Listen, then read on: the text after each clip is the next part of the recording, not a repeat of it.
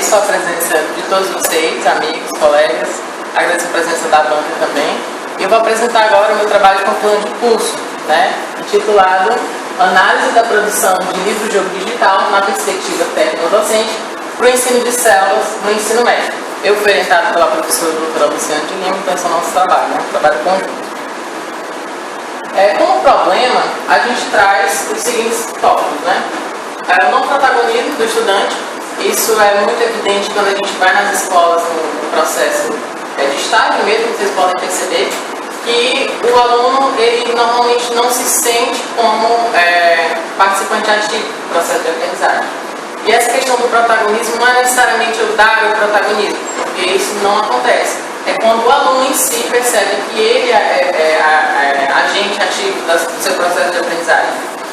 Então, esse foi o primeiro fator. O segundo fator diz respeito à ditadura do livro didático, que é quando a única ferramenta pedagógica que os professores utilizam, na maioria das vezes, é o livro didático. E esse livro didático, compartilho esse sentimento com os colegas, que ele é um pouco não, ele é bem superficial. E isso impacta diretamente nos objetivos futuros dos estudantes, que seria o Enem, por exemplo. E aí há uma disparidade entre os alunos de escola pública e os alunos de escola particular. E a abstração do conteúdo. Quando a gente vai trabalhar o conteúdo de células de uma maneira mais geral, na biologia a gente fala na área de biologia celular. Só que quando a gente vai trabalhar isso no ensino médio, a biologia celular é apresentada. A gente tem os tipos de célula, eucarionte e procarionte, e dentro dessa configuração a gente tem a animal vegetal dentro da eucarionte. E aí é só isso. A gente vê os tipos e as estruturas que tem dentro dessa célula.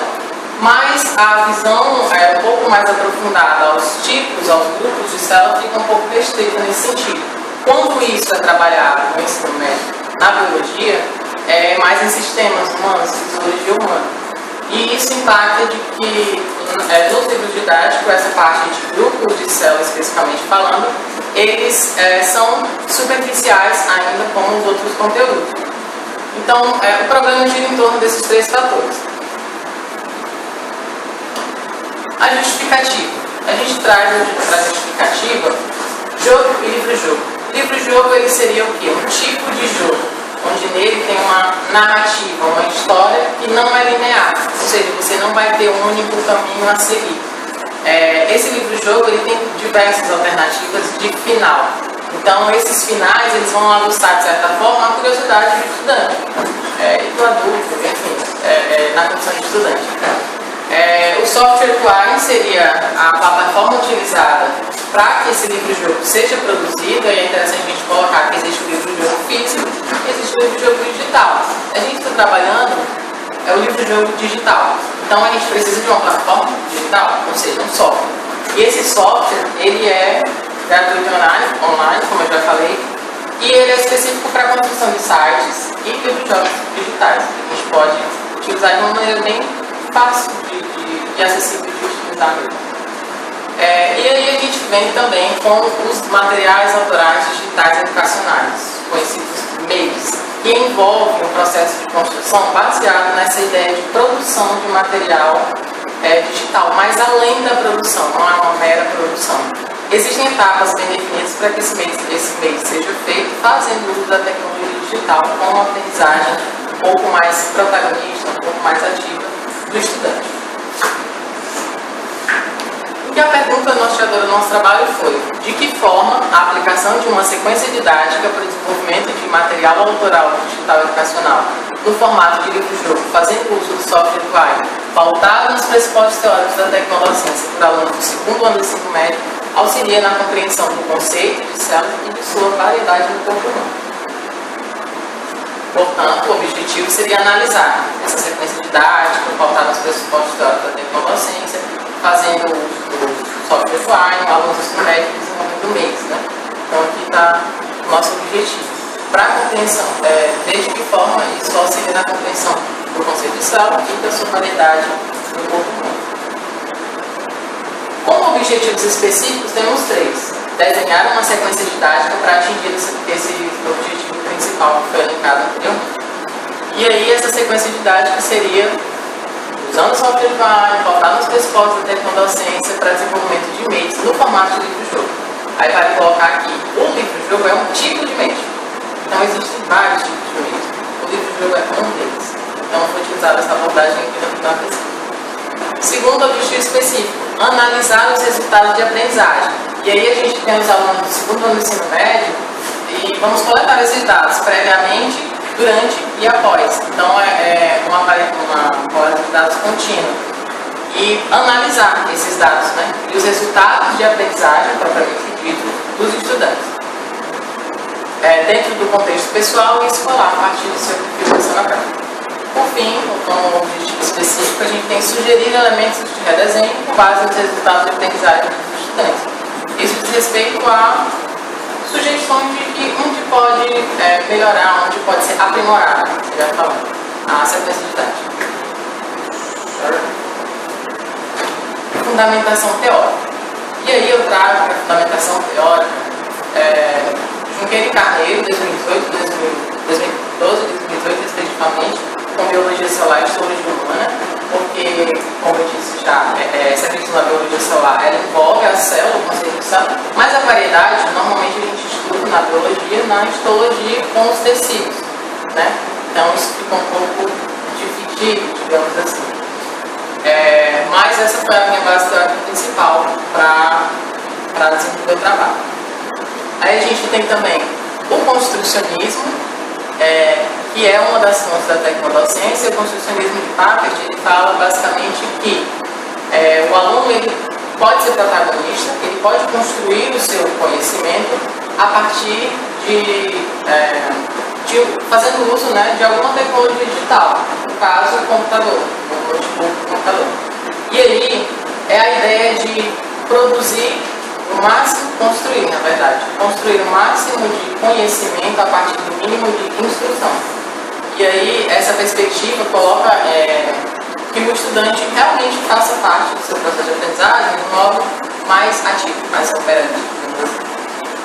E a tecnodocência, como a fonte principal do trabalho, a gente traz a definição de meio, traz os princípios, relaciona todos esses princípios, traz a base teórica como o construcionismo também, e faz essa correlação com a aprendizagem dos estudantes e com a sequência didática como um todo, o processo de desenvolvimento dos meios, do tipo livro-jogo. Zabala 2014, a gente traz a sequência didática, os elementos estruturantes da sequência didática e, sobretudo, o conteúdo conceitual, que foi o tipo de conteúdo que a gente trabalhou aqui. Certo? Então, essas são as principais. Existem outras, mas essas são as principais que nortearam o trabalho, embasaram o trabalho. Como metodologia, a gente tem pesquisa qualitativa e exploratória. Pesquisa em educação, com significados, com subjetividades. Então, ela é uma pesquisa qualitativa e exploratória porque é algo novo nesse sentido. Fazer meios do tipo de jogo, uma sequência didática. Então, por esse motivo, ela é uma pesquisa qualitativa e exploratória. Foram analisados, né, e participaram do processo 8 estudantes do segundo ano do ensino médio de escola pública, aqui de Fortaleza. Era num contexto de estágio, tá certo? Só para frisar. E houve 3 etapas durante todo o processo: planejamento, coleta e análise. Planejamento anterior, coleta durante e análise posterior. Dentro da coleta de dados, na fase de duração, digamos, durante a coisa acontecer, tiveram 3 fases. Inicial, com a aplicação do questionário inicial, e esse questionário inicial tinha 24 questões, 19 personográficas, mais 5 conceituais. Na fase intermediária, foi a segunda, tivemos a aplicação das 5 intervenções da sequência didática, e na fase final, na terceira fase, o questionário final, com a aplicação daquelas mesmas 5 questões do questionário inicial. Aí vale ressaltar que, dessas 5 questões, a primeira dizia respeito à definição de célula. As outras 4 diziam respeito a 2 coisas: nome e função de célula. E aí, essas 4 viraram 8. Acho que ficou, né? Então, essas 4 viraram 8 por quê? Porque ao invés de eu analisar somente questão em função de um módulo singular, eu analisei de 2 formas. Eu subdividi em nome e função de célula. Certo? Ok. Para analisar os dados que a gente coletou, foi uma análise comparativa, a gente pegou as respostas do questionário inicial e do questionário final e comparou. O método empregado por Lima e Loureiro de 2014, ele envolve dois quesitos, digamos assim, para a resposta dos estudantes. Então, essa resposta foi um acerto ou foi um erro? Dentro de acerto, esse acerto foi parcial ou foi completo? O que seria um acerto parcial? Seria aquele que se aproxima da definição da literatura, ele está sendo da literatura. E o que seria o completo? É aquele que se aproxima muito, está muito ligado, muito próximo àquela definição da literatura. Então, tem essas classificações. A1 para acerto parcial e A2 para acerto completo. Quanto ao erro, nós temos 3 tipos. Esse erro pode ser incipiente, E1, que é quando os alunos colocam algo similar a não sei, eu desconheço, ou alguma coisa da internet que foi uma cópia clara. Então, isso é um erro incipiente. Erro inadequado, que é quando não tem a ver com a literatura, não tem a ver com aquele referencial teórico que a gente está trazendo. E o erro conceitual, que é quando tem a ver com aquilo que a gente está trazendo, mas é um conceito diferente daquilo que é dito como correto, certo? Aí dentro desse método empregado por Lima em 2014, tem os estágios de aprendizagem. Aqui tem muita informação, então vamos tentar destrinchar bem rápido, isso que é o objetivo. Existem os estágios de aprendizagem: processo de aprendizagem, estagnação e aprendizagem finalizada. Dentro do processo de aprendizagem, a gente tem 3 subestágios: superação, aprofundamento e retrocesso. Na superação, o estudante se supera em relação àquilo que foi colocado no questionário inicial. Então, ele teve um incremento conceitual nesse sentido. No aprofundamento, é um caso particular, porque o aluno tem um acerto parcial, inicialmente, no questionário inicial, e depois ele tem um acerto completo, então ele se aprofundou naquilo que ele já sabia, certo? E no retrocesso, o aluno entra em desequilíbrio de aprendizagem, ou seja, o aluno ele retrocede, literalmente falando, no sentido de ele colocar uma resposta mais correta no começo e depois ele coloca uma resposta que é considerada errônea. Nesse sentido, esse processo de aprendizagem envolve a referência de Piaget, que coloca que o processo de aprendizagem alcança o equilíbrio, mas esse equilíbrio não necessariamente vem na primeira vez. Pode haver o desequilíbrio, o equilíbrio novamente, o equilíbrio e o desequilíbrio. Então, tudo isso diz respeito ao processo de aprendizagem, certo? Aí, para o estágio de aprendizagem, estagnação, o subestágio é a estagnação, e o aluno sai, o estudante sai da sua categoria inicial, de erro ou acerto, e vai para a mesma categoria no questionário final. Então, as coisas estagnam, ficam ali assim como começou.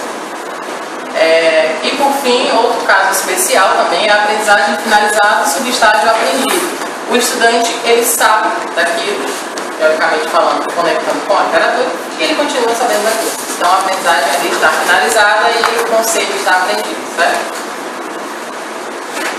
O conceito é o procedimento. Aí viemos aos resultados. Em relação ao personográfico, primeiramente falando, do lado esquerdo vocês têm o computador, o notebook, como algo que eles não têm em sua maioria, né? Esses equipamentos digitais eles não têm. Do lado direito a gente tem o uso. Então, de 2 a 3 horas por dia, 62,5% dos estudantes que participaram da pesquisa, eles usam em tempo geral, ou seja, no dia você usa de 2 a 3 horas. Mas na escola, 1 hora por dia. Esse mesmo percentual, 62,5%. Então eles usam bastante, né? 1 hora por dia, só tendo 4 horas da manhã, eles usam 1 hora, segundo eles, na escola, certo? Aí no personográfico a gente pode ver do lado esquerdo os equipamentos digitais. Não está muito claro de ver, mas eu posso falar para vocês. Diz respeito basicamente ao que eles fazem quando eles navegam na internet. O que eles fazem? Eles conversam com os amigos, buscam entretenimento, assistem vídeos, participam de jogos, veem podcasts, leem música. De certa forma, há números muito próximos. Então, os estudantes aqui, eles têm um afinco maior a coisas mais de distração, no sentido de utilização do equipamento digital mesmo ao navegar na internet. Do lado direito, uso de softwares. Quais softwares que eles utilizam para fazer atividades na escola? E a maioria colocou aqui leitor de PDF. Aí vem em seguida YouTube, editor de texto, slide, formulário e trabalho. nesse gráfico a gente pode perceber que os softwares que eles utilizam, não necessariamente eles fazem alguma coisa para construir o conhecimento, eles mais recebem as informações. Por exemplo, o leitor de PDF é um leitor de PDF, não tem muito o que falar, né? Pronto, aí agora, ali era do questionário inicial, mas era na parte personográfica. Agora a gente vai para a parte de conceito. Grupo de células que a gente estudou foram as musculares, as imunológicas, as sanguíneas e as sexuais. E elas foram divididas em 3 categorias. Estou falando agora de categorias, mas eu já disse inicialmente que as questões foram divididas e tudo mais. Então a gente vai ter a primeira categoria, definição de célula. Segunda categoria, nome de célula, o nome da célula mesmo. E a função dessa célula exerce. E aí, no questionário inicial, antes da aplicação que os alunos colocaram, para a definição de célula, 62,5% dos estudantes entraram em erro incipiente, ou seja, era algo copiado na internet, ou eles colocaram simplesmente não sei. E na E2, 37,5% eles colocaram algo inadequado de acordo com a referencial teórica, certo? Não tinha a ver com a referencial teórica. Para nome de célula, agora a gente vê os dados um pouco mais, né, claros, enquanto aqui a gente tem todas as células, quanto a nome de célula. A gente pode perceber que aqui do lado esquerdo, as células musculares imunológicas tiveram um erro incipiente, tipo muito significativo, acima de 27,5%. E para as células sexuais, acerto parcial de 75% e acerto completo para as células sanguíneas, 87,5%. Isso para nome de célula. Agora, para a função das células, o padrão segue um pouco parecido com o inicial, acima de 27,5% para as musculares imunológicas, quanto a erro, né? E quanto a acerto parcial, a gente tem 62,5% para as sanguíneas e sexuais. Ok? Agora a aplicação em si da sequência de dados. A gente teve 5 intervenções. Na primeira intervenção, a gente teve a experimentação do livro-jogo. Então, alunos, joguem o livro-jogo, experimentem o livro-jogo, saibam o que é um livro-jogo. Falamos um pouco sobre narrativas rituais, mas foi bem breve, por conta do tempo mesmo. E aí eles meio que esmiuçaram um pouco, exploraram mesmo o rituário, mexeram no rituário. Mas foi algo breve, como eu ressalto, porque a intervenção 2 foi para a produção do conteúdo NIT. E aqui os alunos tiveram, não sei como dizer, mas a criatividade não emergiu. E aí foi uma dificuldade muito grande, porque como é que eu vou produzir um roteiro se eu não tenho ideia? É um roteiro, né? Eu preciso da ideia. E aí foi muito difícil porque a gente, não vou dizer gastou, porque a palavra é muito forte, mas a gente não utilizou essa intervenção propriamente dita para a produção do roteiro. E a gente teve que buscar alternativas que foi assistência do Meet, online, para que, façam assim essa. Beleza? Aí na intervenção 3 e 4, a gente teve a produção do livro-jogo propriamente dito. Então aqui, os estudantes pegaram a toalha e colocaram aqueles que eles tinham ou não tinham no roteiro lá no toalha mesmo. Eles colocaram lá o texto. Para essas duas intervenções eu reservei um pouco mais de tempo, porque eu imaginei que fosse algo um pouco mais demorado. E realmente foi. Na intervenção 5, a avaliação entre duplas ocorreu e a explicação dos conteúdos. A avaliação entre duplas foi muito legal porque os alunos jogaram os jogos dos outros alunos. E aí eles deram notas. E a partir dessas notas, eles justificaram o porquê daquela nota. Teve algumas coisas como, foi bom, 10 foi bom. Mas teve algumas coisas como 6, porque faltou isso. Isso foi bem interessante de ver, né?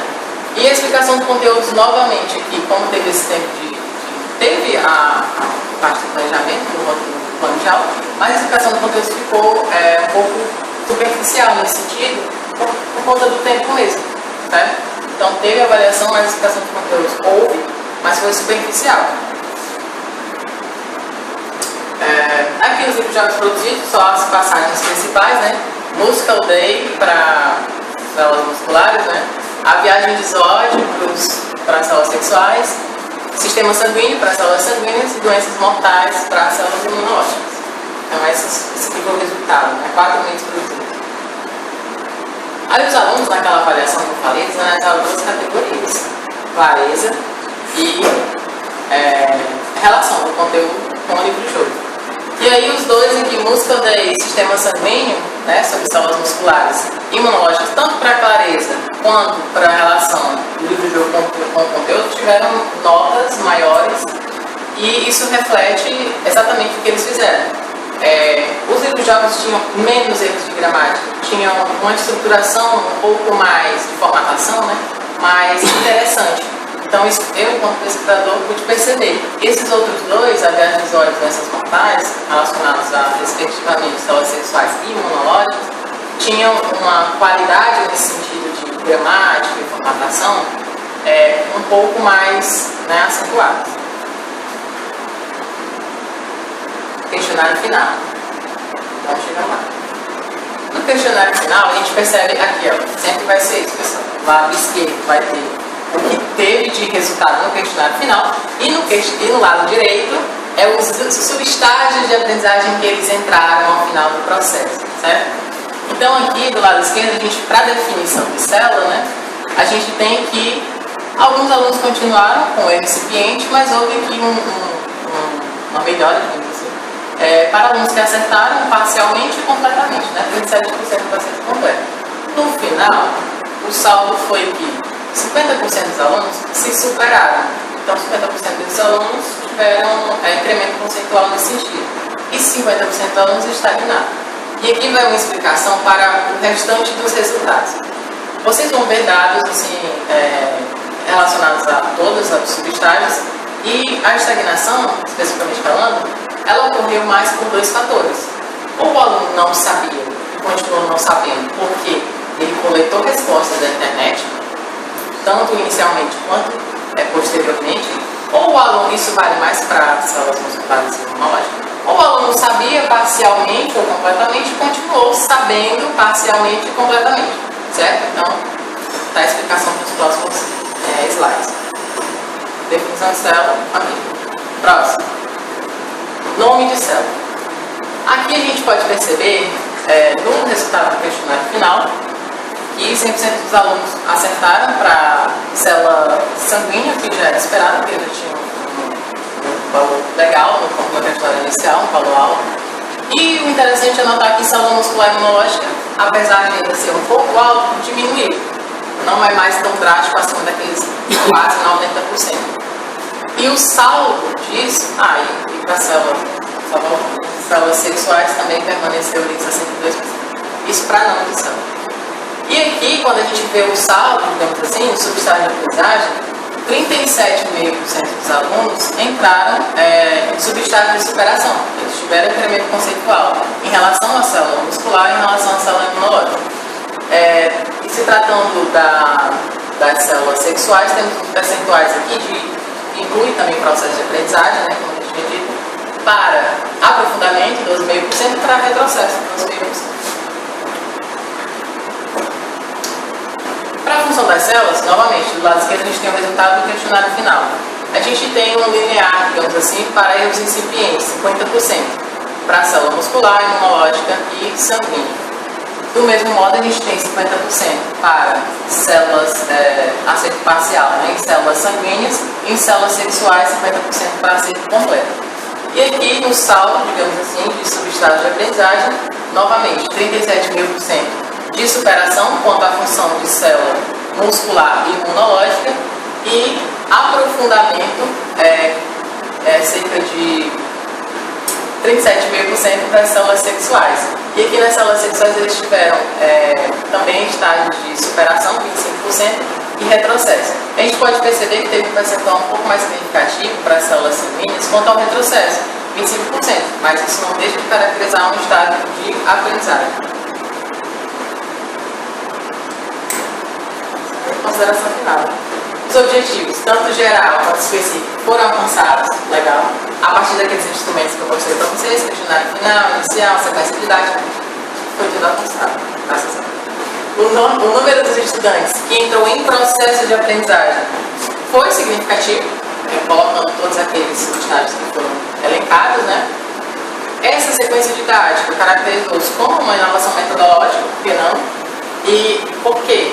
Por que não? Porque sim, porque aguça, de certa forma, o protagonismo dos estudantes, proporciona, sim, uma construção do conhecimento, envolve esses conteúdos de biologia celular, que foram ditos, né, por meio da produção de e-mails.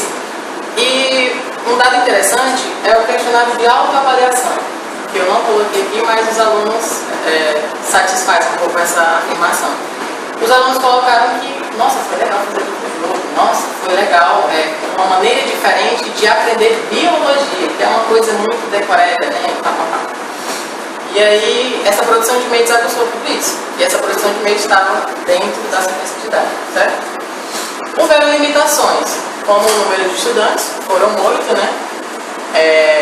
O tempo de cada intervenção, que eu reafirmei várias vezes, e o suporte da escola. É que vale colocar que essas limitações me afetaram mesmo. Assim, eu senti que você dá uma aula, planejar uma sequência didática para uma aula terça-feira de 11h30 a 12h10, era até 12h50, mas diminuíram porque é perto do horário de almoço. Okay? 40 minutos para você fazer cada uma das intervenções. Foi difícil. Então isso pode, e eu acredito que tenha afetado os resultados, certo?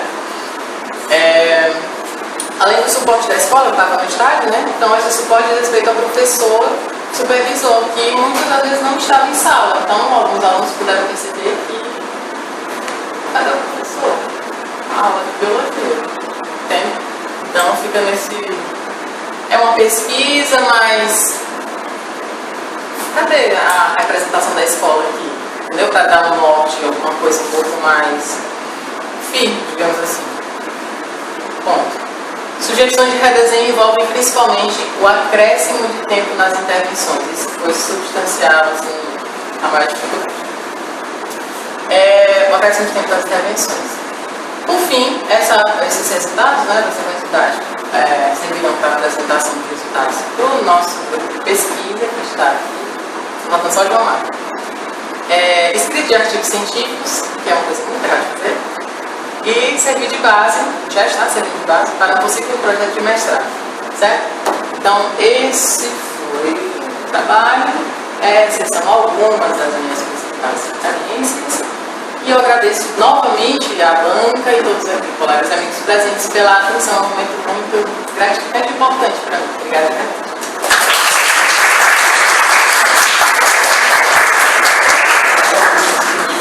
Parabéns, Beth. Olha, conseguiu fazer em menos de 30 minutos. É ótimo, né? 27 foi fantástico, né? Muito bem, parabéns, viu? Linda apresentação, né? Eu achei desde o começo. E a fala também, né? Mostrou para mim bastante propriedade. Eu vou convidar então a professora Raquel para trazer as suas contribuições, né? Fica